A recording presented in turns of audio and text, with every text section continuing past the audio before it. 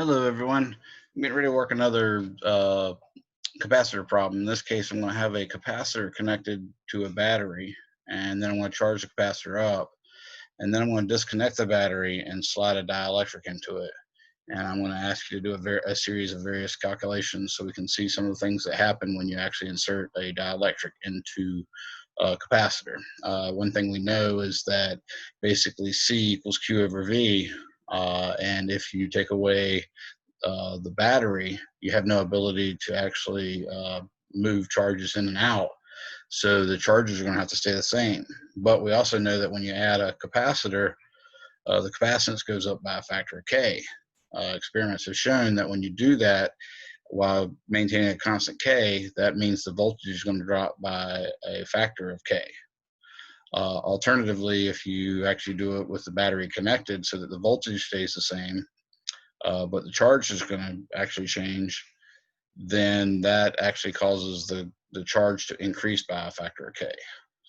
In both cases, though, whether the dielectric fills the entire space or not, the electric field inside of the actual dielectric will be decreased by a factor of K from what it is in the air. So we're going to show you how to work with that information now. Let me start by sharing the screen so you can see my screen so you can see the actual problem. So here it is. Consider an air-filled parallel plate capacitor connected to a battery until fully charged. Once charged, the battery is disconnected and a dielectric slab is carefully inserted between the plates without altering the separation of the plates, nor allowing any charge to be exchanged between the dielectric and either plate. So this is a very tedious and careful experiment that must take place. Because we can't let any of these things change, like the separation of the plates, the charge, and so on and so forth.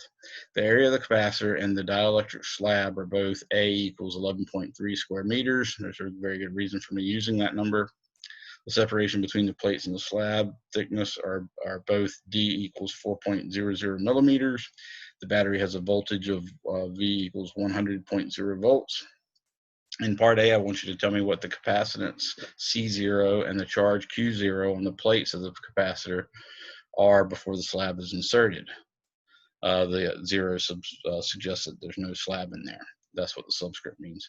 What is the energy stored in the capacitor U0 and the electric field established in the air E0? And then finally in part C, I want you to tell me once the slab is inserted, what are the C, the Q, the E, the V, and the U? So that's how it works. This is our diagram, of course, as it's all connected. So what's going to happen is I'm going to charge it all up and then cut this wire and this wire. So I have no ability to change the charge. The charge is going to have to, in fact, stay the same. So let's stop sharing and start working on our document cam. So turn it over to the document cam.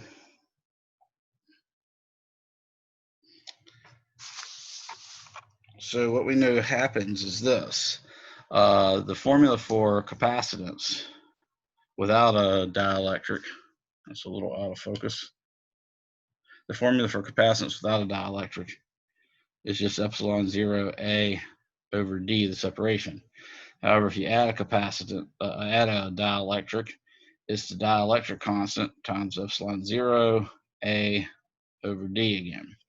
Now, of course, there's also a way where you can multiply the K times the epsilon 0 and get what we call the plain epsilon. That would work as well, but we're doing it the other way. Now, in our case, what I'm going to have is, may or may not have written that on the paper, come to think of it now, we're going to use a capacitance, or excuse me, a dielectric with a dielectric constant of 4.00, and we're actually going to insert that in the space. We know that the area of the capacitor and the plate is 11.3 square meters. Again, I've chosen that number for a very specific reason. The D is equal to 4.00 millimeters, which equals 4.00 times 10 to the negative third meters. The voltage V is equal to 100.0 volts. And our first job, of course, is to calculate the C0 and the Q0. So let's get started on that. So we know the C0, when it's actually in the air, is supposed to be just this formula right here. So all I have to do is calculate all that, and I'm going to get C0 is equal to epsilon 0 A over D. Epsilon 0 is 8.85 times 10 to the negative 12th, and that's actually Coulomb squared per Newton meter squared. The A is 11.3 meters squared, which I think you'll see when you multiply that by 8.85, you'll get a nice easy number. And then the D is 4.00 times 10 to the negative 3. So now I've explained to you exactly why I chose 11.3, because it happens to be a multiple of 1 over 8.85. So that's kind of a nice little result using the proper number of sig figs. This thing is just not focusing very well. There you go. Using the proper number of significant figures, I get 25.00 with 1 extra times 10 to the negative 9th farads, which is in fact 250.0 nanofarads. Okay. The Q0, on the other hand, is just equal to C0 times V, and that's, of course, before the battery is disconnected. So we're going to take the C0, which is 22.50, or excuse me, 25.0, with an extra 0 times 10 to the negative 9th. Oh, sorry, I made a bad conversion there. It was supposed to be 25.00 nanofarads. Oops. That should have been right there. Anyways, 25.00 times 10 to the negative 9th farads. So make sure everybody notices that that decimal is actually supposed to be there. Now, if I multiply that by 100 volts,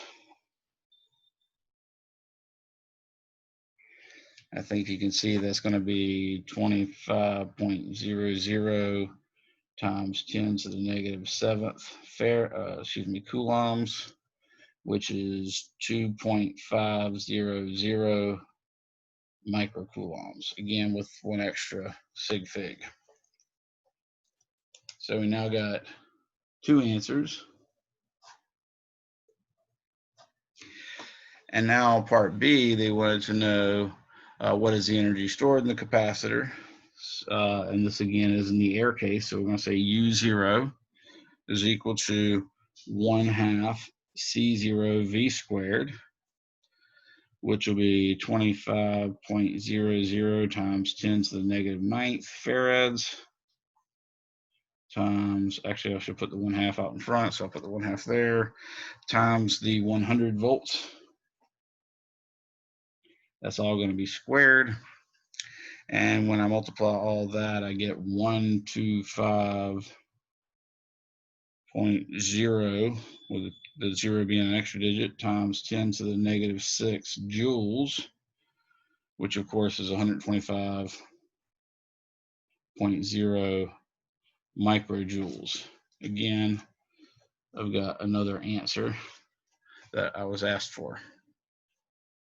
Now they want to know what the electric field is. The electric field in the air, of course, this is again before the dielectric was put into place. The electric field is just the voltage divided by the distance. Remember, it's an actual constant, at least everywhere except for near the edges of the parallel plate capacitor. So it's V over D. In this case, it's 100.0 volts over D, which is 4.00 times 10 to the negative 3rd meters. So you're basically going to get 100 divided by 10 to the negative 3rd. It's going to be 100,000. You're going to divide that by, of course, 4. And that's actually going to give you 25.00, again, 1 extra digit, times 10 to the 3rd volts per meter. Or you could say it's going to be 25.00 kilovolts per meter. And that would be perfectly acceptable. So we have yet another answer for the problem. Now, once we slide the dielectric in, what's going to happen, again, looking back at the problem, let's do a share screen again. So looking back at the problem, once we slide a dielectric slab, yeah, sure enough, I don't think I did put the dielectric constant in there. The dielectric constant is going to be K equals 4.00. Once I slide the dielectric in there, that's going to cause the capacitance to go up by a factor of K. But since C equals Q over V, and the Q can't change, that means the only thing that can happen is the V can change. And in order for the V to change, since C equals Q over V, you actually have to decrease the voltage by a factor of 4 to make the capacitance go up by a factor of 4. Why did that happen? Well, it turns out that the electric field will also decrease by a factor of 4. So let's go back to working our problem. So now I'm going to say with dielectric.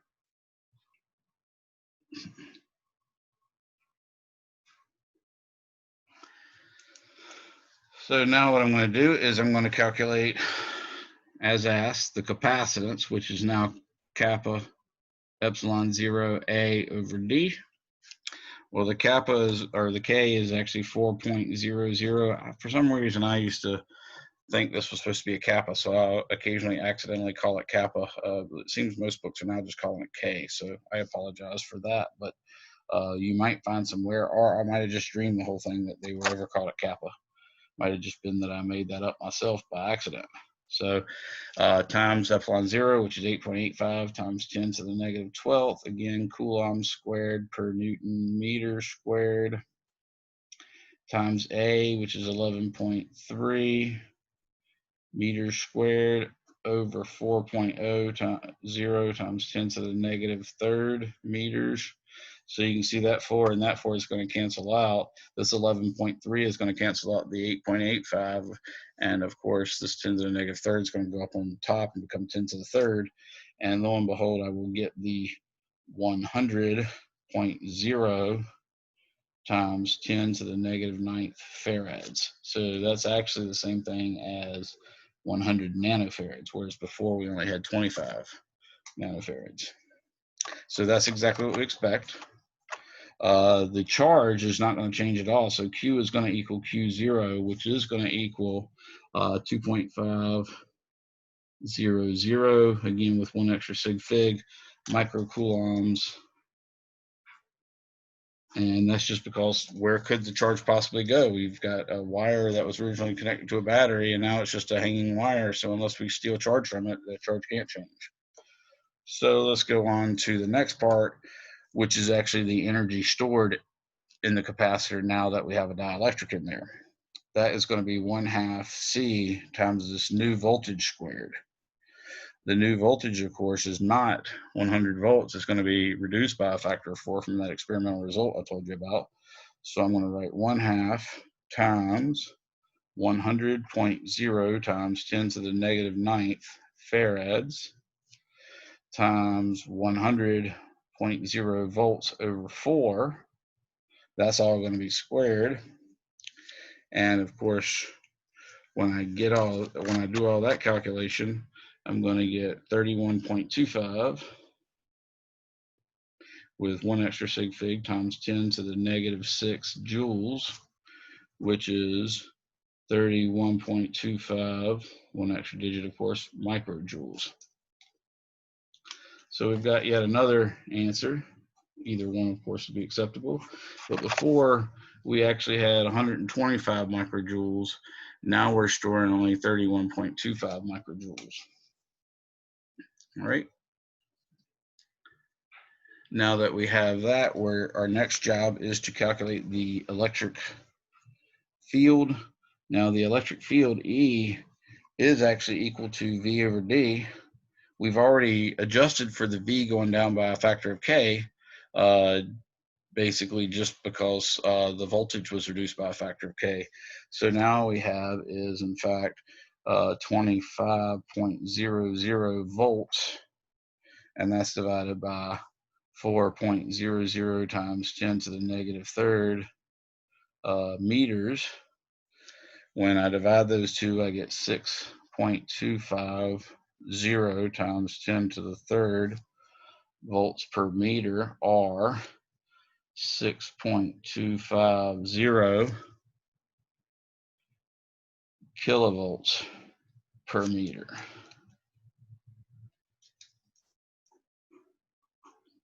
So before we actually had 25 kilovolts per meter. Now we're doing 6.25, which I think you can recognize. If you divided by 25 by 2, you get 12.5. If you divided 12.5 by 2, you get 6.25. So what does this actually mean? The work done on this dielectric, for instance, is equal to the negative of the change in potential energy. So we could say, for instance, the work done is equal to the negative change in potential energy. That's the work done on the dielectric, by the way. When you actually do that, you can actually calculate that it went from U final, this is negative of U final minus U initial. The U final was actually 31.25 microjoules. The initial was 125.0 microjoules. And therefore, the energy would be 31.25 minus 125. Get my calculator if I could ever find it. 31.25 minus 125 is negative 150. Oh, that's not right at all. 31.25 and then 125, 93.75.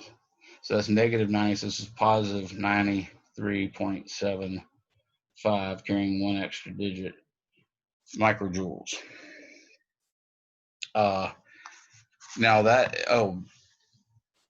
this is the work done on the actual slab. So what actually happened was when the slab was brought into the actual material, the slab will become slightly positively charged near the negative side and slightly negatively charged near the positive side of the parallel plate capacitor.